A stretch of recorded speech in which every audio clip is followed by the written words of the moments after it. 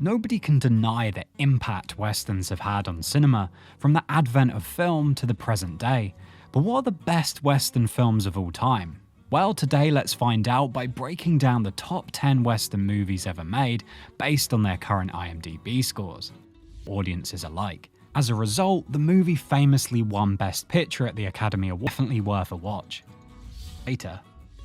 At number 8, we have Butch Cassidy and the Sundance Kid, a 1969 western that famously starred Paul Newman and Robert Redford. Now I say famously because the chemistry and interplay between them in this film feels so authentic and lived in that it's literally impossible not to root for their characters, despite the fact that they're clearly the bad guys. In fact, their characters are loosely based on two real-life outlaws, with the plot following the aftermath of a failed train robbery that forces the pair to go on the run, hell-bent on reaching Bolivia despite the price that's been put on their heads.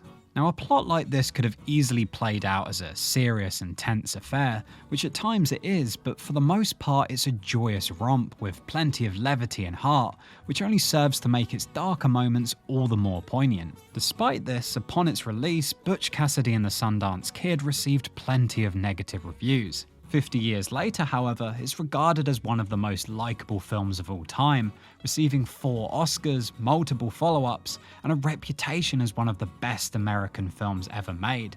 So really, its success speaks for itself.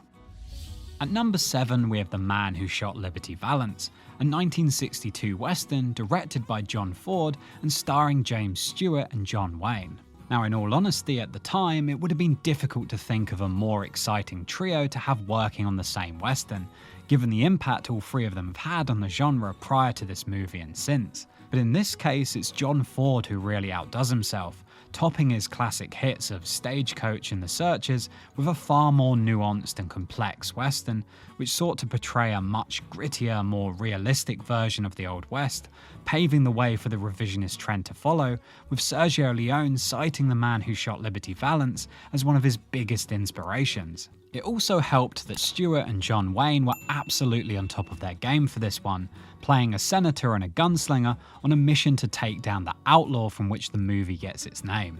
And by prioritizing its characters, story, and themes, The Man Who Shot Liberty Valance again helped to redefine the Western genre in a really meaningful way, and is still widely regarded as a cinematic masterpiece.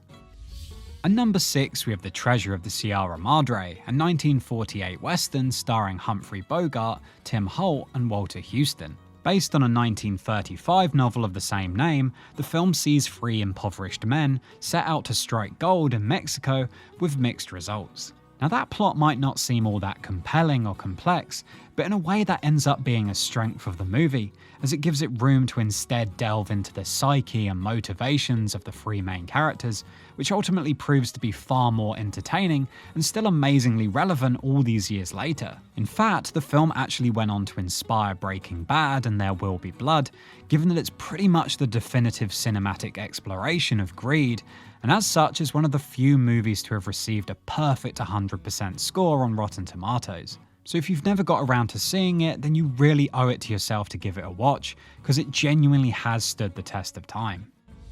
At number 5, we have For a Few Dollars More, a 1965 spaghetti western directed by Sergio Leone, starring Lee Van Cleef and Clint Eastwood.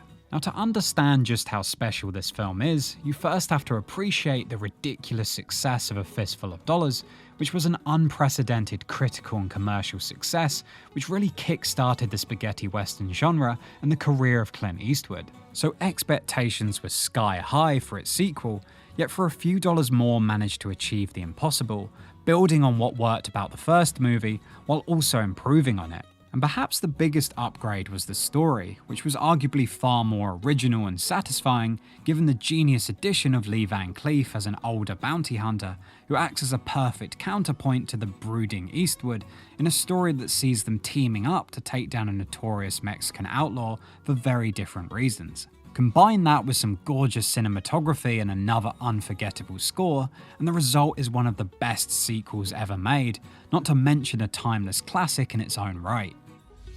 At number 4, we have Unforgiven, a 1992 revisionist western directed by and starring Clint Eastwood. And to be honest, it could never have really been anyone else, given that Unforgiven was essentially his swan song and final word on the genre that he'd helped to define. As such, Eastwood plays William Money, an old retired outlaw and killer who reluctantly agrees to take one last job, despite not having fired a gun in years.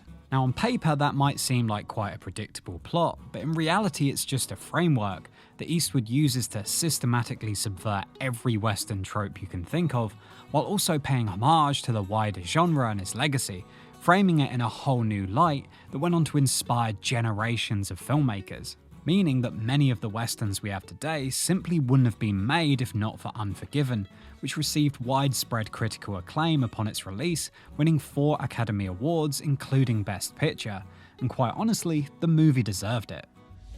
At number 3 we have Django Unchained, a 2012 revisionist western directed by Quentin Tarantino. Now it might seem pretty unlikely for such a modern film to be considered one of the best westerns of all time, but if any director was going to pull off such a feat, it was always going to be Tarantino. Having discussed his love for westerns on multiple occasions, it was only a matter of time before he took a stab at one, and the result was like nothing that had come before. And even the plot was daring, following a liberated slave who becomes a deadly bounty hunter in an attempt to save his captured wife, exploring the brutal realities of the time without compromising on any of the levity and style that Tarantino is famous for. This is quite the balancing act, but the director never puts a foot wrong, even in the way that he blends modern day themes and styles into the historical setting. So this is perhaps why it ended up being a huge critical and commercial success, redefining what westerns could be for modern audiences in a wholly accomplished film that's probably one of Tarantino's very best. At number 2 we have Once Upon a Time in the West, a 1968 spaghetti western directed by Sergio Leone. Now at the time, the legendary director had little interest in helming another western, despite the unprecedented success of his Dollars trilogy. But luckily for everyone, he had a change of heart and decided to put all his years of experience and expertise into Once Upon a Time in the West, which follows 3 very different protagonists who team up to take down a ruthless assassin working on behalf of a nefarious rail tycoon. And within this tale are all the classic Sergio Leone trademarks, be it his gorgeous cinematography, complex morally grey anti-heroes, or the unforgettable score, provided once again by his longtime collaborator Ennio Morricone. However, what really sets this western above the rest is not its individual parts, but the combination of them, so masterfully put together that Once Upon a Time in the West is basically the perfect western, and a gold standard for filmmaking in general, hence its reputation as an all-time classic.